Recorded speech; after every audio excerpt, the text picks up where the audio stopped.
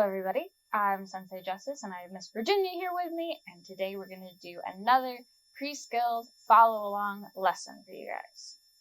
So to start off with, to warm up our bodies, we're going to do a couple more of our animal drills. So I've laid out 4 dots here, and Miss Virginia is going to do each one of our drills from one set of dots to the next set of dots and back. But you can totally do these along your hallway, across your living room, or a really great place to do them would be in your backyard or your front yard. Any place where you have enough room where you can do at least a few repetitions of each one of your animal drills is perfectly fine. So Miss Virginia is going to start off with the crab. And for the crab, you can do this one of 3 ways. She can either go backwards. Ready? Go ahead. So she can either go backwards, she can go forwards, or she can go sideways.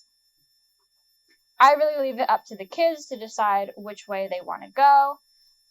Some of them do prefer to go the traditional way, which is the backwards.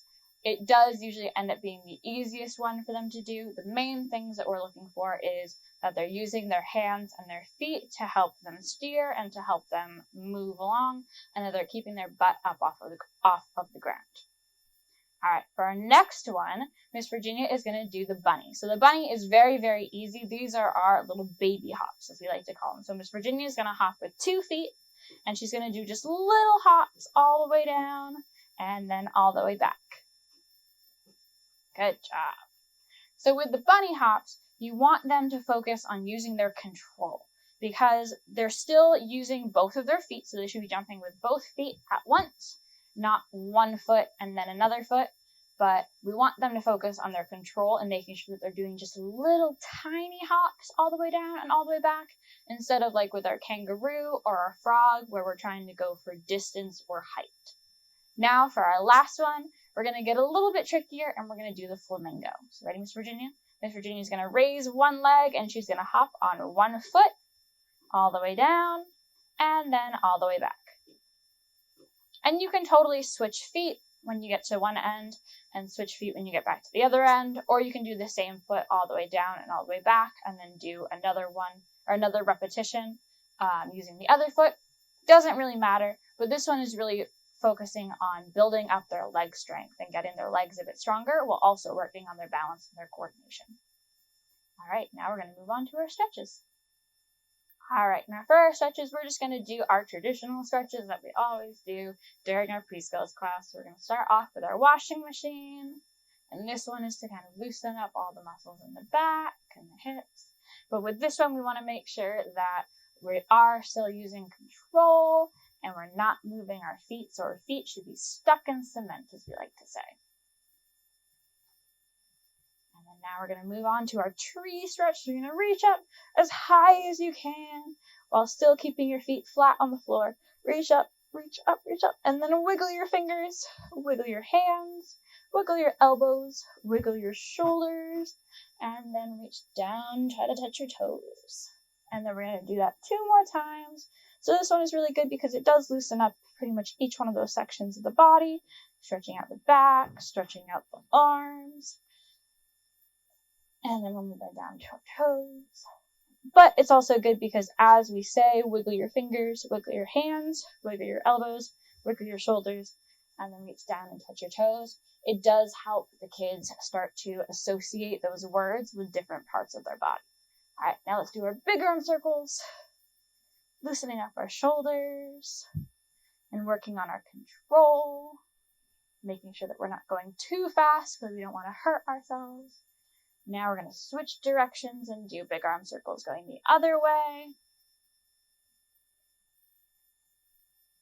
So this one is good because it also works on their listening skills and their coordination of knowing big versus small.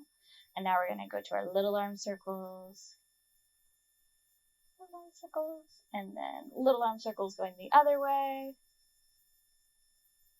And then now we're going to sit on our bums. And we're going to do our butterfly stretch. So our feet should be together, and our hands go under our toes, and then we can flap our wings really, really fast. Fast as you can. Good job. And then really, really slow.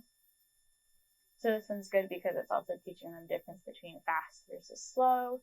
getting them to listen and follow commands, while also working on loosening up those hip muscles and your leg muscles. Let's go fast again, and then slow again, and fast again, and slow again. Alright, and now that we've finished our stretches, now we're going to work on some of our slap outs. Okay, so the slap out that we're going to work on today, the break fall that we're going to work on today is our forward fall. So last week we worked on our slap out, which was learning how to fall backwards. Now we're going to learn how to fall forwards. So this one's a little bit trickier just because it does require that they do sit up on their knees, and there is a little bit of specifics that are needed for where they place their hand, or how they place their hands and how they fall. But they still catch on pretty fast, and they do end up really liking this one. So now, for this one, we're going to put our hands out in front of us, and we're going to take all 4 of these fingers, and we're going to glue them together. Then we're going to glue our thumbs together and our pointer fingers together. So all 10 of my fingers should be laying flat, and my 4 fingers and my thumbs should be making either a triangle or a diamond shape. And then I'm going to turn my head, and when I say go, me and Miss Virginia are going to fall straight forward all the way down to our forearms. So where we should be falling is right on our forearms, so in between the wrist and the elbow. We want to make sure that they don't fall on their wrists, because if you fall on your wrists, your body will keep going and your wrists will stay put, and that's not going to feel good. If we fall just straight on our elbows, we will hit our funny bone. That definitely doesn't feel good. So we want to fall right in the middle. All right, Miss Virginia, you're going to do 3 of them for me. So she's going to turn her head, and that's so her nose doesn't go right in that hole between her fingers. And she's going to go. So she's going to fall straight forward down to her forearms, and then get back up. And then ready, she's going to fall again. Good, and back up. And then one more. Perfect. All right. And that's our break fall for the day. Now we're going to move on to one of our pad drills. So now for our next part, we're going to work on our pad drill number 2. So for this one, I'm going to be using the hand pads that we have, but you can totally use either an empty hand if you're helping your child, or you can use oven mitts, basically anything soft or just nothing super, super hard that when they hit it, they're not going to hurt themselves. All right, so to start off with, Miss Virginia is going to give me 4 high fives. So she's going to get in her ready stance, and we're going to do them jab cross style, okay? So if we remember from last time, our jab is going to be with the hand that's closest to our target, and our cross is going to be with the hand that's farthest away. And this is good because it does teach them the difference between near and far, and also kind of lead versus rear, which is something that we really focus on when they get up to be in the juniors program. We're not going to be focusing on any of the really small nuances of a jab cross, like lifting their heel or anything. We just want them to kind of get used to hearing the words jab, cross, and knowing which hand is for each one. So Miss Virginia is going to give me 4 high fives, but we're going to go jab, cross, jab, cross. So ready? 1, 2, 3, 4. Good. And you can repeat that one 3 times. So ready? We're going to go 1, 2, 3, 4. Ready? 1, 2, 3, 4. And then ready? Jab, cross, jab, cross. Good. And then we build on it. So now we're going to do the 4 high fives. 1, 2, 3, 4. And then I'm going to throw kind of your average haymaker or your average hook punch at Miss Virginia. And I'm going to be trying to get her in the ear. And what she's going to do is she's going to bring her hand up to the back of her head in what we call our cool guy or cool girl position. All right. So now she's going to go 1, 2, 3, 4. And then ready, cool girl and cool girl. So when she does that, it's really important that when they bring their hand up, that they actually touch the back of their head with their hand. Because if they have their hand out to the side like this, and you go to do that hook punch, they're going to end up hitting themselves in the head with their own hand. It's also really important that they only do one side at a time, because if Miss Virginia does both hands at the same time, then I can get her tummy, which can be kind of fun when they do that because then you can kind of get them in the tummy and it makes them laugh, but we don't want them to get in that habit. All right. So we're going to do that one 3 times. So ready? 1, 2, 3, 4. Cool girl. And then ready? 1, 2, 3, 4. Cool girl. Jab, cross. Cool girl. And then for our last part of this one, we end it just like we end pretty much all of our pad drills for this program, which is with 2 knee strikes. So now, whether I was using hand pads or oven mitts or have my bare open hands, for our knee strikes, I'm just going to hold my hands out straight in front of me, about even with their belt. So you don't want to hold it way up here if they're a lot shorter than you, because obviously they're going to have a lot harder of a time hitting it. So you want to you might have to bend down a little bit, but you want to try to aim for their belt level, because that will be right about where they should be raising their knee to. So now we're going to go 1, 2, 3, 4. Cool girl, and then 2 knees. Good job. And Miss Virginia has a really good habit already built where she's grabbing my hands or grabbing the pads and putting her hands on top and then doing her knees. So it's really good to have that habit, and we want to try to get all the kids to get into that. So ready? 1, 2, 3, 4. Cool girl, and 2 knees. And then ready? One more. Ready? Jab, cross. Cool girl, and 2 knees. Good job. And that's our pad drill. So we like to do it in sequences of 3s because at their age group, they're really, really learning on how to follow at least 3 steps or up to 3 steps at a time. So you want to do each section of the pad drill in 3 repetitions. So it really starts to set in, and then build on the next one and do that one 3 times, and then add the last section and do the whole thing 3 times. And that's our pad drill.